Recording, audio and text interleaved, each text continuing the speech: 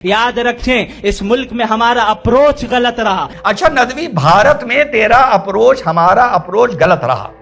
नदवी, मैं तेरे साथ उस मुल्क, मुस्लिम मुल्क चलने को तैयार हूं जहां हमारा अप्रोच ठीक रहा।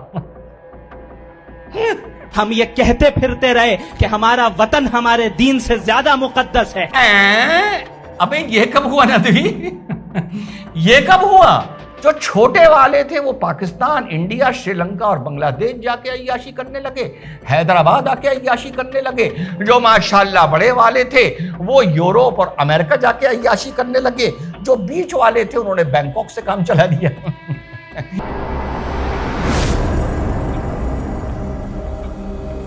हेलो, नमस्कार, सत श्री अकाल, अस्सलाम वालेकुम। कैसे हैं जनाब साहब? हाल में एक चर्चा बड़ी चर्चा में आई लल्लन टॉप की, जहां पे हमारी जावेद अख्तर साहब एक किरदार अदा कर रहे थे एक हदीस का, और मुफ्ती शमील नदवी जो लखनऊ का पढ़ा हुआ है ये किरदार अदा कर रहा था एक मौलाना का। जब मुझसे बहुत से लोगों ने कहा और मैंने वो वीडियो के कुछ क्लिप देखे तो उसमें मुझे बस एक चीज समझ में नहीं आई उस डिबेट में, कि वो डिबेट इस मुद्दे पर लल्लन टॉप करा रहा था कि कोई शक्ति है या नहीं है, कोई ओमनी प्रेजेंट, ओमनी पोटेंट कोई शक्ति है या नहीं है जो इस ब्रह्मांड को, इस दुनिया को संचालित कर रही है, जिसने बनाया है, जो चला रही है। या वो डिबेट इस बात पर था कि अल्लाह है या नहीं। थोड़ा सा मैं कंफ्यूज हुआ, लेकिन जो भी वो डिबेट था बहुत ही दो कौड़ी का डिबेट था। भैया तुम्हें मानना है कोई शक्ति, यहां मैं शक्ति का नाम ले रहा हूं, ऑलमाइटी का नाम ले रहा हूं, वह तो तुमको मानना है तो तुम मानो कि शक्ति है या नहीं। अबे तुम्हें नहीं मानना, तुम ना मानो शक्ति है या नहीं है। बस इतना बता दूं, उस शक्ति को लेकर, वो जो भी शक्ति है, जब फटेगी ना, जब पिछवाड़ा फटेगा तो मुंह से जो सबसे जल्दी शब्द निकलेगा तो तुम्हें पता चल जाएगा कि कोई शक्ति है या नहीं है। वो शब्द अपने अपने अकीदे और मानता के हिसाब से तुम्हारे अंदर से जो भी निकले, मैं इस डिटेल में नहीं जा रहा हूं। इन दोनों मूर्खों को, इस नदवी को और जावेद अख्तर साहब को, अगर मैं बैठा होता तो एक ही लाइन में इस डिबेट को खत्म करवा देता। अब इसके बाद सुना है भाई मौलाना की पॉपुलैरिटी बहुत बढ़ गई, देश को नया जाकिर नायक मिल गया। मुझे तो जाकिर नायक से बड़ा प्यार सा होने लगा है, क्यों पता नहीं, बेचारे को दूर फेंक रखा है। यहां तो गली गली डिबेट, मंच मंच जाकिर नायक घूम रहे हैं। या तो उसको भी बुला लो या इन सबको वहां भेज दो, एक तो फैसला करना पड़ेगा ना। तो भैया उसका एक नदवी का एक हाल में एक वायरल बड़ा वीडियो बड़ा वायरल हो रहा है, उसका एक बयान वायरल हो रहा है।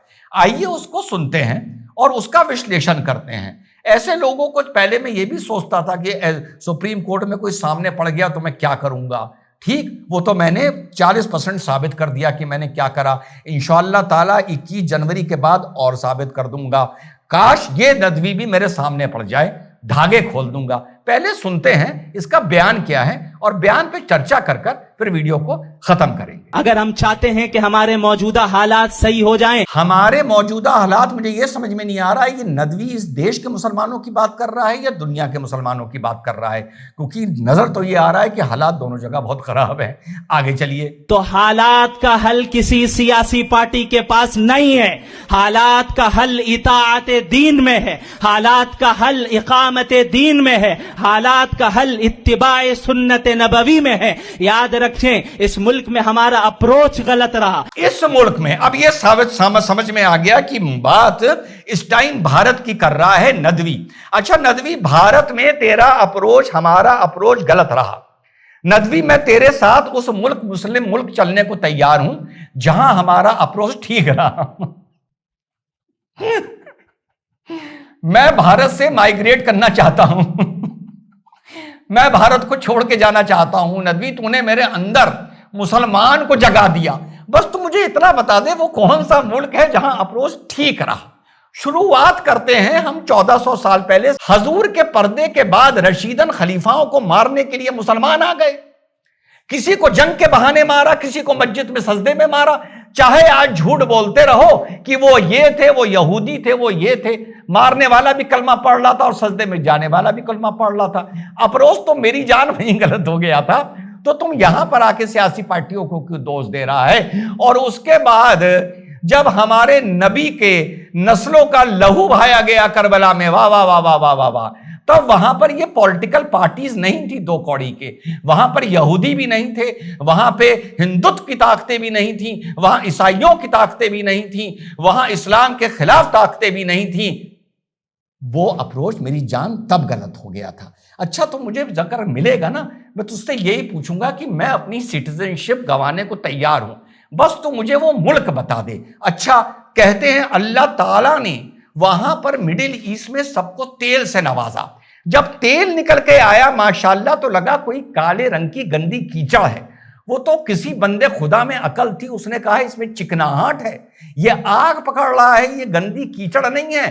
बाटली में भरकर यूनाइटेड किंगडम और अमेरिका भागे थे, बोतल में भरकर, कि भैया देखो हमारे पास क्या निकला है। और जब वो आए, उन्होंने देखा, वहीं पर सौदे हुए, वहीं पर आगे का पूरा 100 साल का एग्रीमेंट लिख दिया गया, नोट बरसने शुरू हो गए और माशाल्लाह अय्याशी शुरू हो गई। जो छोटे वाले थे वो पाकिस्तान, इंडिया, श्रीलंका और बांग्लादेश जाके अय्याशी करने लगे, हैदराबाद आके अय्याशी करने लगे। जो माशाल्लाह बड़े वाले थे वो यूरोप और अमेरिका जाके अय्याशी करने लगे। जो बीच वाले थे उन्होंने बैंकॉक से काम चला लिया। सोने की सीटें बनवाई, सोने की प्लेटें बनवाई, सोने के चम्मच बनवाए। तो अप्रोच तो नदवी वहीं गलत हो गया था। हैं, काश उस पैसे का इस्तेमाल किया होता यूनिवर्सिटी डालने में, मेडिकल रिसर्च डालने में, R&D डालने में, कम से कम रिवर्स इंजीनियरिंग करने में, रिवर्स साइंस समझने में। लेकिन नहीं, मामला टनाटन, बस्टर्ड बर्ड खाई, टनाटन हुए और निकल गए यूरोप ऐश करने के लिए। तो अप्रोच तो मेरी जान वहां भी गलत हो गया था। अप्रोच तो अभी जब मैं वीडियो बना रहा हूं, सऊदी अरेबिया मुसलमानों का सबसे अमीर मुल्क यमन पर फिर से बमबारी शुरू कर रहा है, मुसलमानों का सबसे गरीब मुल्क।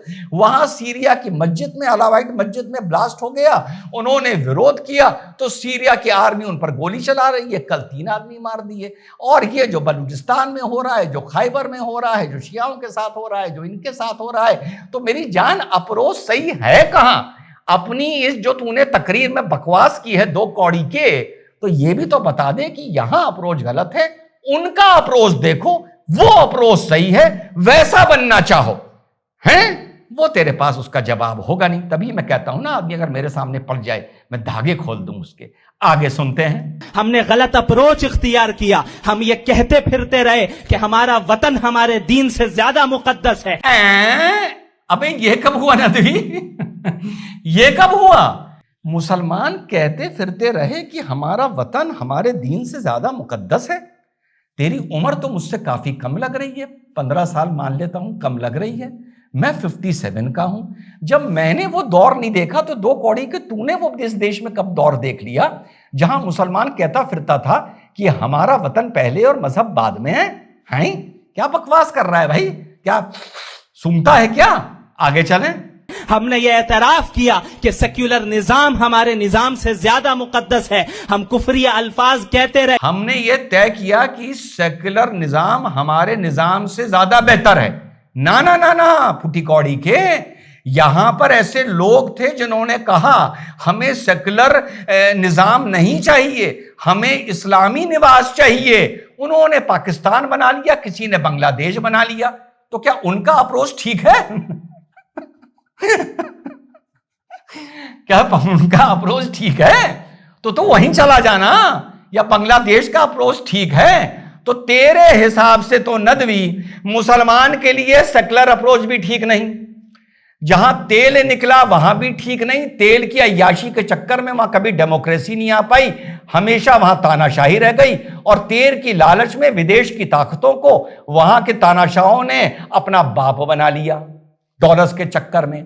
तो वहां भी ठीक नहीं है। जहां तेल नहीं निकला अफ्रीका में, वहां भी बुरा हालात है।